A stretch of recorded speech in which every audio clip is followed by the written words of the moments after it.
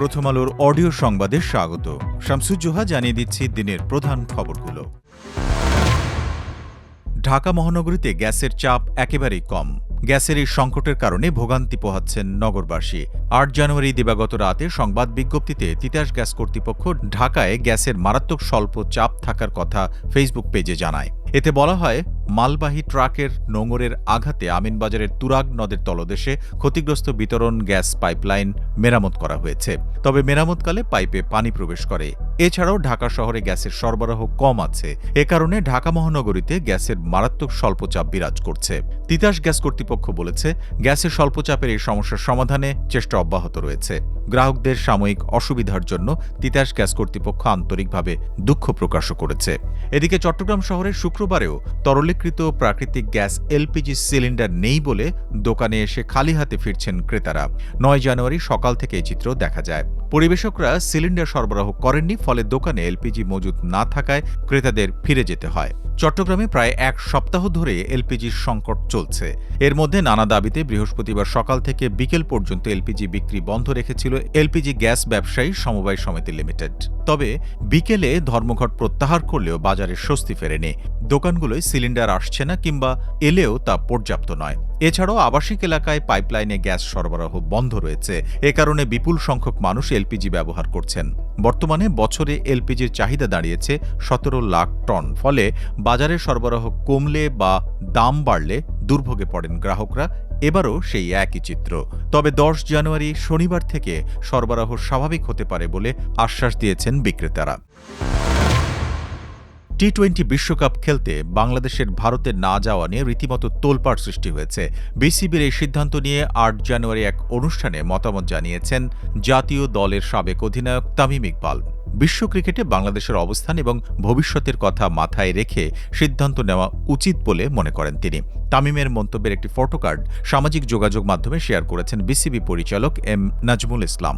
ওই পোস্টে নাজমুল লিখেছেন, এইবার আরও একজন পরীক্ষিত ভারতীয় এজেন্টের আত্মপ্রকাশ বাংলার জনগণ দুচোখ ভরে দেখল।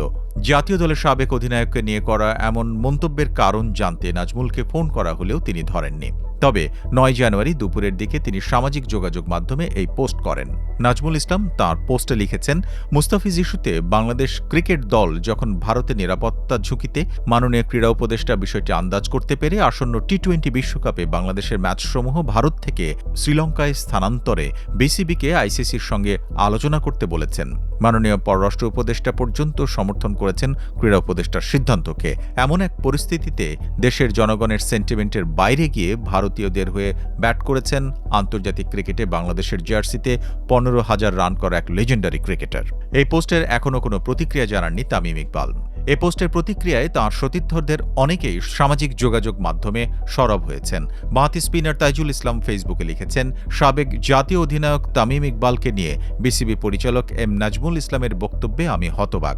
একজন জাতীয় দলের ক্রিকেটার সম্পর্কে বোর্ড পরিচালকের এমন শব্দচয়ন শুধু রুচিহীনই নয়, তা সম্পূর্ণ অগ্রহণযোগ্য এবং আমাদের ক্রিকেট সংস্কৃতির পরিপন্থী। জাতীয় টেস্ট দলের সাবেক অধিনায়ক মমিনুল হক ফেসবুকে লিখেছেন, সাবেক জাতীয় অধিনায়ক তামিম ইকবালকে নিয়ে বিসিবি পরিচালক এম নাজমুল ইসলামের মন্তব্য সম্পূর্ণ অগ্রহণযোগ্য এবং দেশের ক্রিকেট সমাজের প্রতি অপমানজনক। প্রতিবাদে সরব হয়েছেন জাতীয় দলের পেসার তাসকিন আহমেদও। তিনি লিখেছেন, ক্রিকেটে বড় অবদান রাখা সাবেক জাতীয় অধিনায়ককে ঘিরে সাম্প্রতিক এক মন্তব্য অনেককেই ভাবিয়েছে। দেশের একজন সাবেক ক্রিকেটারকে উদ্দেশ্য করে এই ধরনের বক্তব্য দেশের ক্রিকেটের স্বার্থে সহায়ক নয় বলে মনে করি। এ ঘটনায় বিসিবির কাছে একটি প্রতিবাদ লিপি পাঠিয়েছে ক্রিকেটারদের সংগঠন কোয়াব। কোয়াবের পক্ষ থেকে সংবাদ বিজ্ঞপ্তিতে বলা হয়, সাবেক জাতীয় অধিনায়ক তামিম ইকবালকে নিয়ে বিসিবি পরিচালক এম নাজমুল ইসলামের একটি মন্তব্য cricketers welfare association of Bangladesh কোয়াবের নজরে এসেছে। এতে আমরা স্তব্ধ, বিস্মিত ও ক্ষুব্ধ। বাংলাদেশের ইতিহাসের সফলতম ওপেনার, দেশের হয়ে ১৬ বছর খেলা ক্রিকেটারকে নিয়ে একজন বোর্ড কর্মকর্তার এমন মন্তব্য চরম নিন্দনীয়। শুধু তামিমের মতো একজন বলেই নয়, দেশের যে কোনো ক্রিকেটারকে নিয়ে এমন মন্তব্য অগ্রহণযোগ্য এবং পুরো ক্রিকেট সমাজের জন্য অপমানজনক। আমরা এই মন্তব্যের তীব্র প্রতিবাদ জানাই। কুমিল্লার দাউদকান্দিতে বাসের সঙ্গে ব্যাটারি চালিত অটোরিকশা এবং মোটরসাইকেলের সংঘর্ষের পর অগ্নিকাণ্ডের ঘটনা ঘটেছে।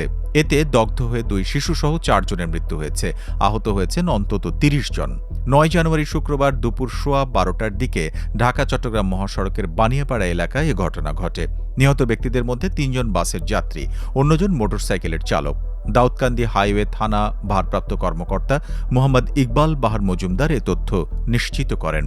স্থানীয় অনেকে জানিয়েছেন, ঢাকা থেকে চট্টগ্রামগামী সিডিএম পরিবহনের যাত্রীবাহী একটি বাস নিয়ন্ত্রণ হারিয়ে মহাসড়কে উল্টে আগুন ধরে যায়। এ সময় ব্যাটারি চালিত রিকশা এবং মোটরসাইকেলের সঙ্গে বাসের সংঘর্ষ হয়। দগ্ধ হয়ে 4 জনের মৃত্যু হয়। এতে আহত হন অন্তত 30 জন। দুর্ঘটনার পর চট্টগ্রামগামী লেনে বানিয়াপাড়া থেকে গৌরীপুর পর্যন্ত 5 কিলোমিটার এলাকায় তীব্র যানজট সৃষ্টি হয়। খবর পেয়ে ফায়ার সার্ভিস দাউদকান্দি ইউনিটের সদস্য, দাউদকান্দি হাইওয়ে পুলিশ, কুমিল্লার সহকারী পুলিশ সুপার ঘটনাস্থলে পৌঁছে আগুন নিয়ন্ত্রণে আনেন। পরে দুর্ঘটনা কবলিত বাসটি সড়ক থেকে সরিয়ে নিলে আবারও যানবাহন চলাচল শুরু হয়। এদিকে দাউদকান্দিতেই ঘন কুয়াশায় নিয়ন্ত্রণ হারিয়ে আরেকটি বাস উল্টে নিহত হয়েছেন 2 যাত্রী। এতে আহত হয়েছেন অন্তত 20 জন। বৃহস্পতিবার রাত 11:15টার দিকে ঢাকা-চট্টগ্রাম মহাসড়কে উপজেলার ইলিয়টগঞ্জে এই দুর্ঘটনা ঘটে। পাবনা 1 ও পাবনা 2 আসনে নির্বাচনের কার্যক্রম আপাতত স্থগিত রাখার সিদ্ধান্ত নিয়েছে নির্বাচন কমিশন। ত্রয়োদশ জাতীয় সংসদ নির্বাচনে সংসদীয় আসনের সীমানা সংক্রান্ত জটিলতায় এই সিদ্ধান্ত নেওয়া হয়েছে বলে শুক্রবার জানিয়েছে ইসি। আপিল বিভাগের আদেশের পর এই সিদ্ধান্ত নেওয়া হয়েছে।